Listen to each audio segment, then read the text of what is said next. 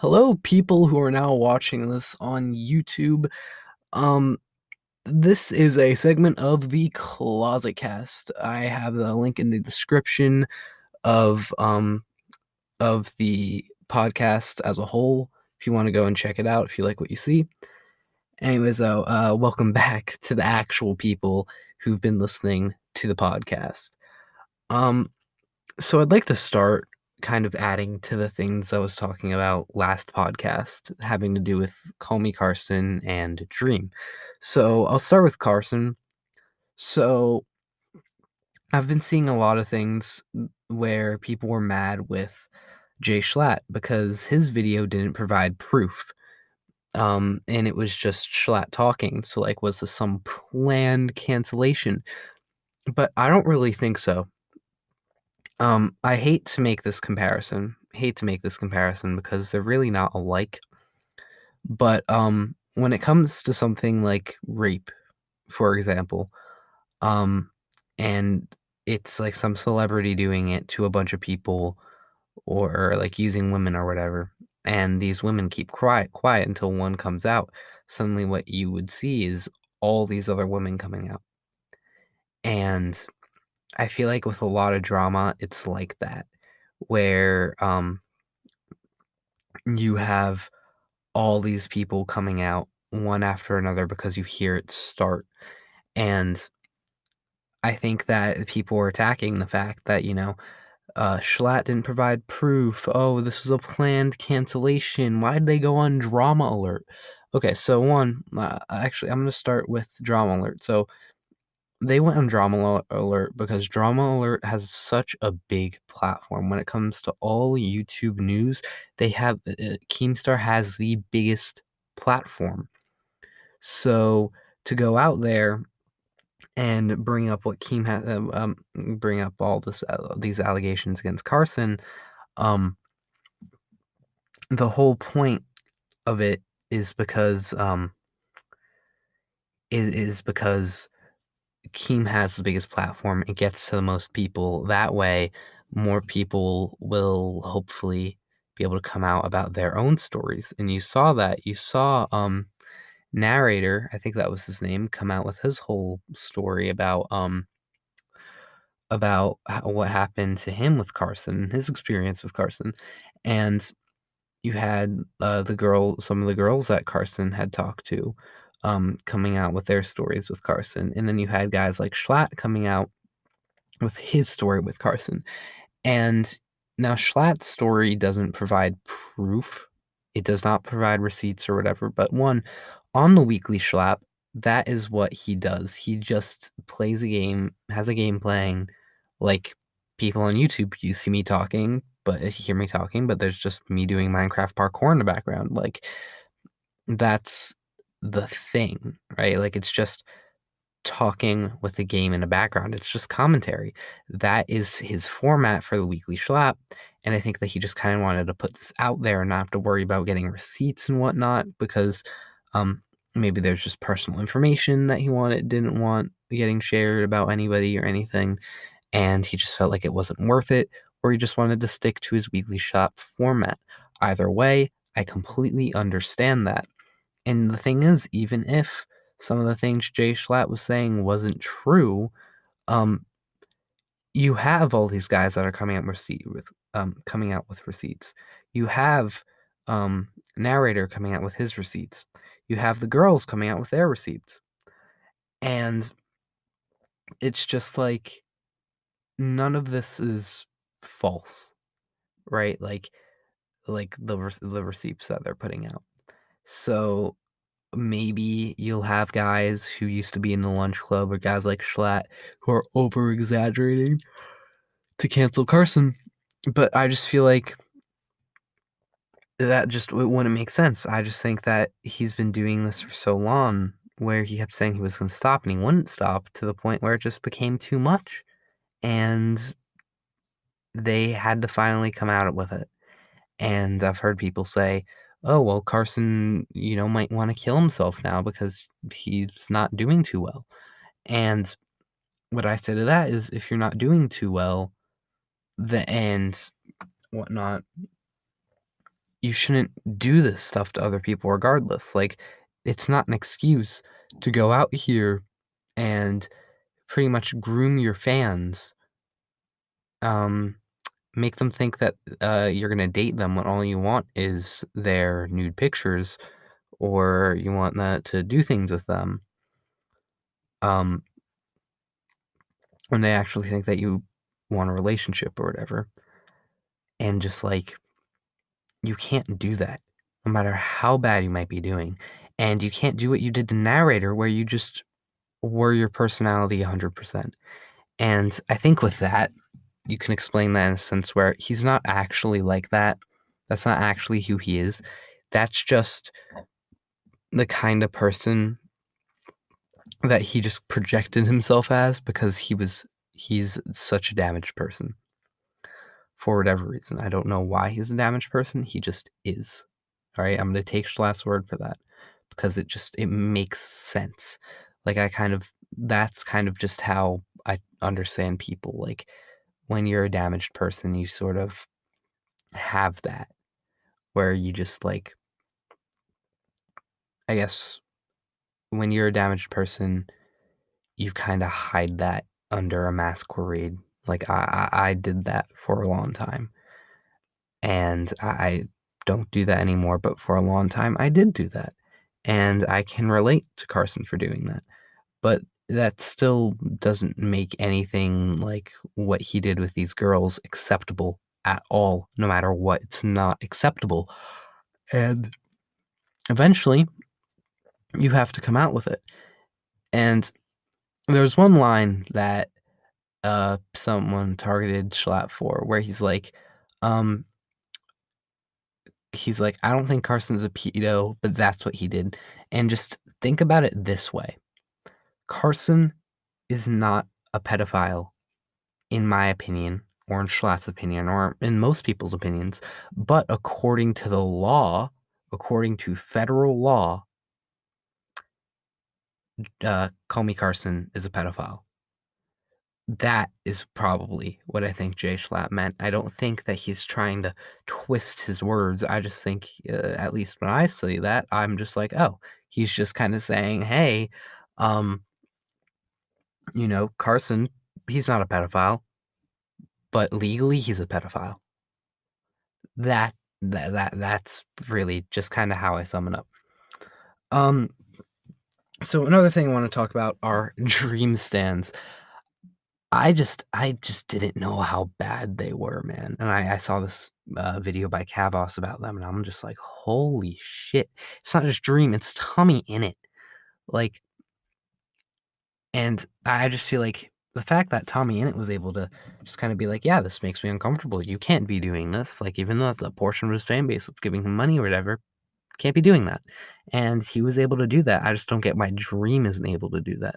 Why Dream's not able to be like, yeah, those people that are literally making a fan art of me getting decapitated, and sexualizing that, or my fans who are saying that it's wrong that I'm not gay, or saying that it is wrong that I am a straight white male. Like, that is absolutely fucked. All right. The thing is, if you are a true stan, you are going to be a fan of someone for who they are. You're not going to be a fan for someone, for, you're not going to be a fan of what you want someone to be, right? That is fucked up. That right there is more leaning to something like a fucking cult, all right? Or just being insane. If you, a stan and a fan, like, you accept who that person is and you love who they are. And that's it. It's not more than that. You don't hope that someone's gay and think of them doing things. You don't even know what this dude looks like. And I just heard shit that's like gay fantasies and stuff about Dream. And I'm just like, oh my God. And people fantasize about Tommy Innit, who's 16. Dude's literally like less than a year older than me. Like, of a lot of like of all the YouTubers I watch, Tommy's the guy who I just relate to the most because I just see him and he's like kind of my age. Um, and just like he's just the type of dude where it's like I try to put myself in his shoes almost. Like if I ever manage to get big, which I highly doubt will happen, I kind of like see myself trying to be sort of like Tommy in it, like not in the sense of like his brand of sort of being like this underdog or this kind of annoying guy, but in the sort of brand of just being of being youthful, man. That word, I don't like the word youth, but I just don't know what of being young. There you go. Oh my, why the fuck do I there's been so many times where I've just said youth and stuff, and I don't like the word, but I just use it, and I'm like, wait, there's so many other better words I could use, like young, just like being young, that kind of brand, or just the way of like having kind of deranged fans who imagine things like me getting decapitated. And absolutely like my guts everywhere. Like, yeah, people fantasizing about that with me. Fuck you. That can't happen. Like, oh my god, I feel bad for Tommy Innit, man. That he literally has fans that are like that. And he shows his face. So people like in public, people know what he looks like. Um, Lucky for him, his fan base isn't as big as Dream's fan base, so like he wouldn't have to deal with what Dream would have to deal with. But oh my god, like if Dream ever does a face reveal, he's screwed for life. And I would be like, if I was Dream, I'd be terrified. I would be terrified. And like what fucking Kavos was saying, I'd buy whatever gun I can. Like, if this guy hasn't bought a gun yet, he needs to buy a gun. Um, moving on from YouTube drama, I want to talk about my own YouTube stuff, what I want to do here on YouTube. So, first off, I am currently working on a couple of videos.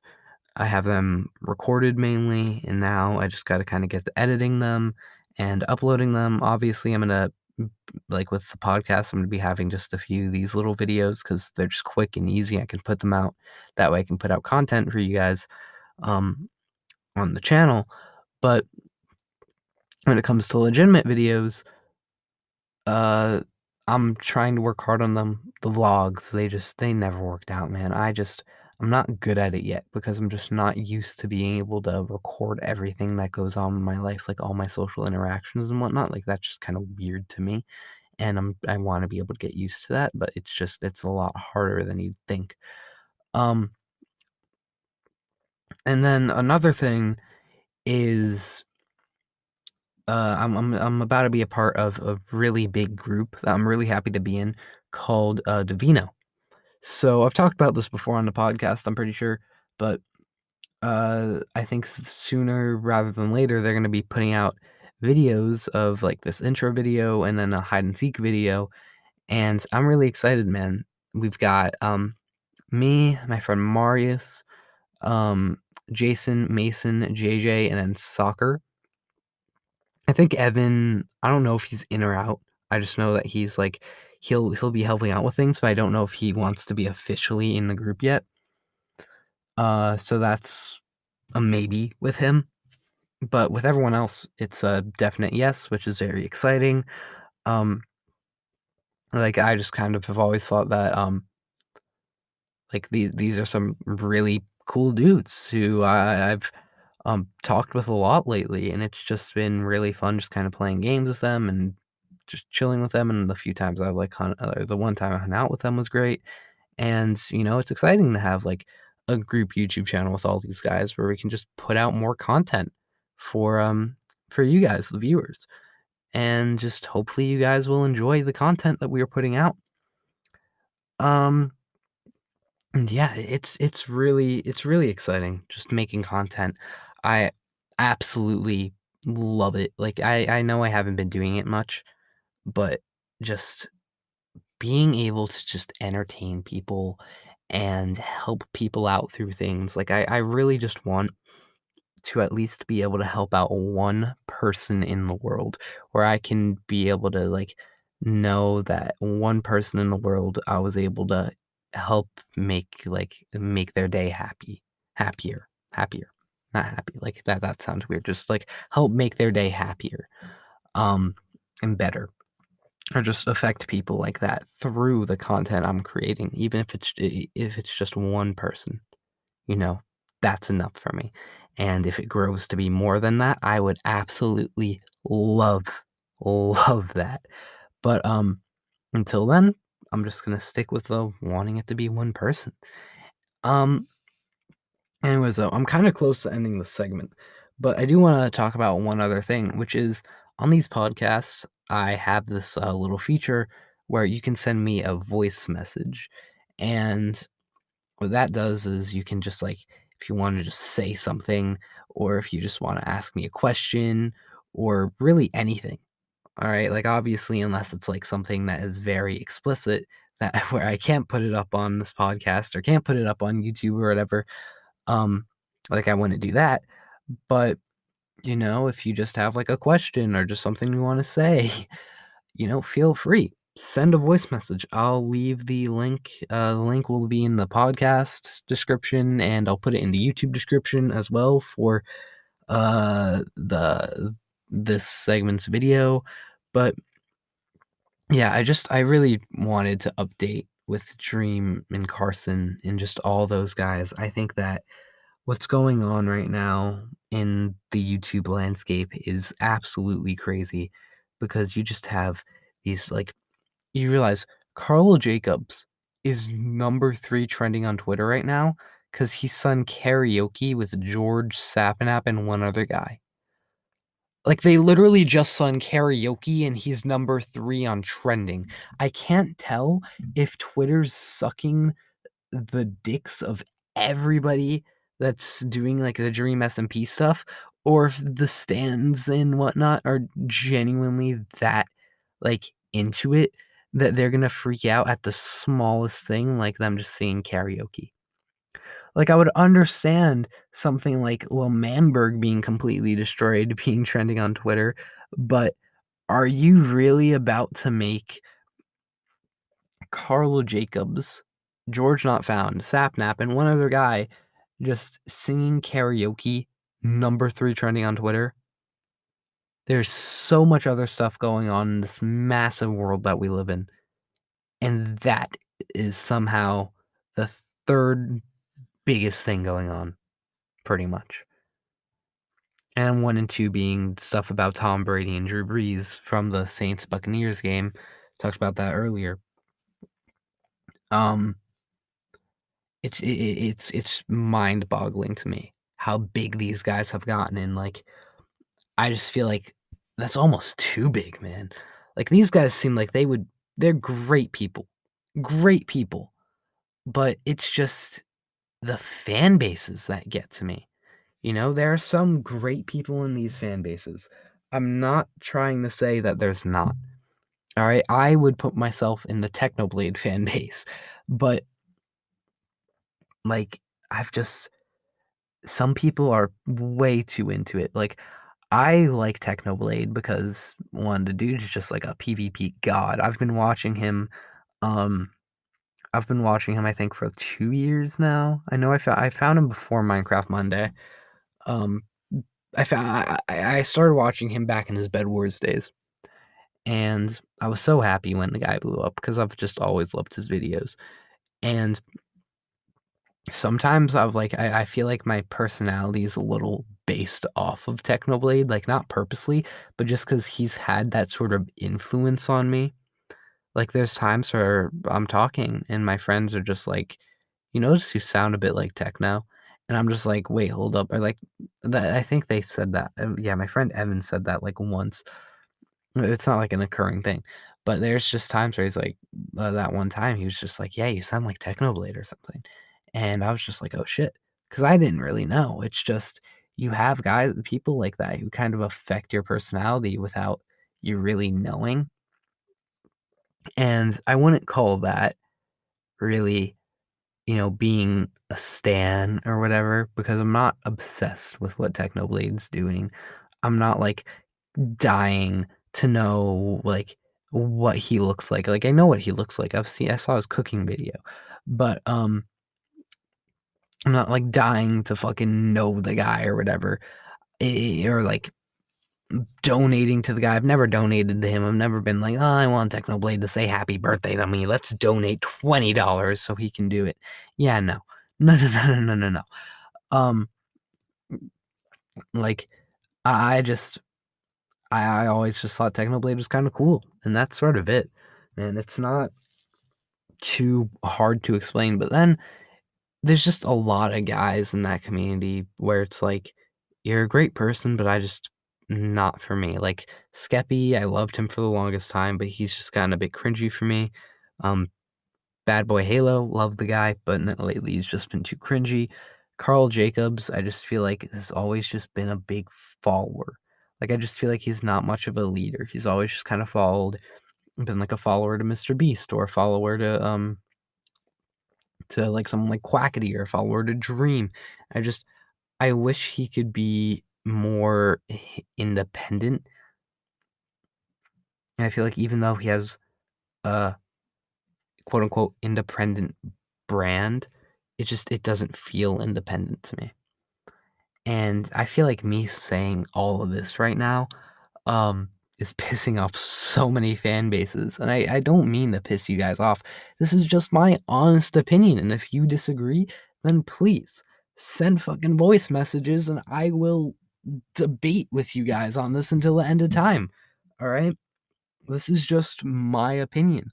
And with that being said, I am going to um end the segment here. Thank you everyone for listening again. If you like listening, please feel free to follow the podcast. It really means a lot. Subscribe to LC Plays if you like what you're hearing. Um, but yeah, so that is the end of the segment. And to those who are actually listening to the podcast, you'll hear back from me momentarily. Momentarily. Momentarily.